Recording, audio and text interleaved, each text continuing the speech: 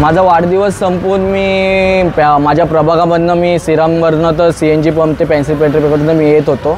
तर रात्रीचे 2 वाजता मी चायनीज कॉर्नर तिथं चालू होतं. तर दारू पिऊन तिथं दारू बिरू प्यायला अलाउड आहे.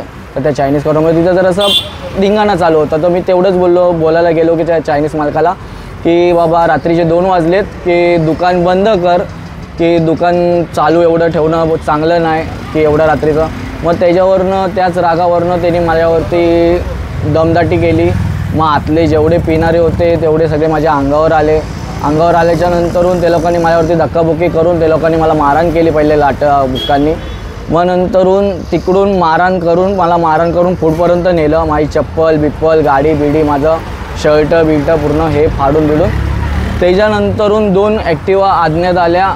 4 जण त्या गाडीवरती होते, म्हणजे 2-2 गाडीवरती.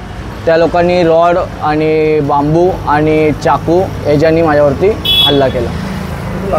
माझ्या डोक्याला 2 चाकूचे वार आहेत आणि हातावरती बोटावरती आणि पूर्ण हातावरती चाकूचे वार आहेत. काय नाव वगैरे माहिती त्यांची? मला काय माहिती नाही, कारण की मारताना बांबू म्हणजे ह्याच्या बांबूने मला मारत होते. मी तरी पण बोलत होतो नका मारू, तरी पण मला मारत होते. मग नंतरून बोलल्याच्या नंतरून वारबीर झाल्याच्यानंतर रक्तबिक्त निघालं की बोललो एकदाच मारून टाका.